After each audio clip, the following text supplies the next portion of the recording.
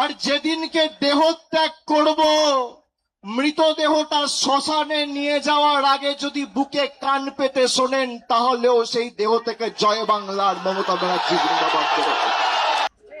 যারা 21শে জুলাইয়ের কর্মসূচি আটকাতে চেয়েছিল, ভারতীয় জনতা পার্টির সরকার 21শে জুলাই হলো,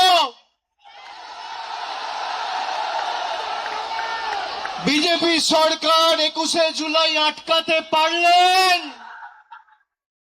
শুভেন্দু অধিকারী 21শে জুলাই আটকাতে পারলেন, অমিত শাহ 21শে জুলাই আটকাতে পারলেন, কলকাতা পুলিশ 21শে জুলাই আটকাতে পারলেন।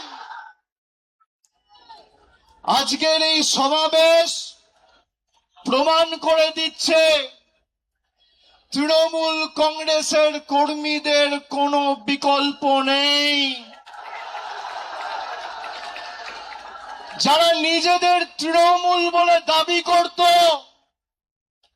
গিয়ে একবার দেখে আসুন মেয়র রোডে যে কটা লোক রয়েছে, গ্রামে জেসিবি দিয়ে মাটি কোপানোর সময়ের থেকে বেশি লোক হয়। ভালো তৃণমূল, তাই না? কর্মী কোথায়?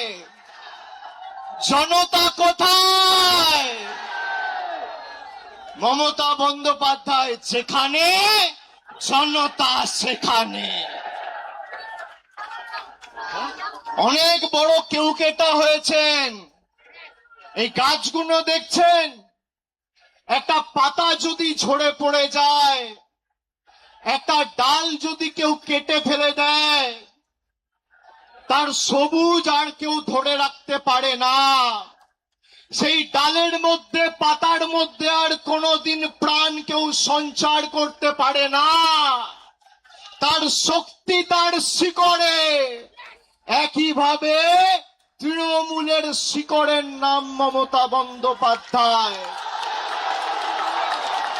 যার আদর্শ আন্দোলনকে সামনে রেখে হাজার হাজার লক্ষ লক্ষ কর্মীরা আপসহীন লড়াই সংগ্রাম করে দলকে আজকে বটবৃক্ষে পরিণত করেছে। তারা যদি ভাবে যে গদ্দারি বেঈমানি করে দলকে দুর্বল করব, তৃণমূল কংগ্রেস আরো শক্তিশালী হবে। যারা আজকের সভায় এসছেন, আমি কুর্নিশ জানাই প্রত্যেকটা কর্মীকে। যারা বলেছিল তৃণমূল কংগ্রেস শেষ, তৃণমূল কংগ্রেসকে পুড়িয়ে ছাড়খাড় করে দেব, সেই আগুনের স্ফুলিঙ্গ থেকে নতুন অগ্নিশিখার জন্ম হবে এবং তৃণমূল কংগ্রেস আরো শক্তিশালী হবে আগামী দিন। কারোর ক্ষমতা নেই। আর বিজেপি যদি মানুষের রায় জিতে থাকেন, তাহলে এত ভয় কেন?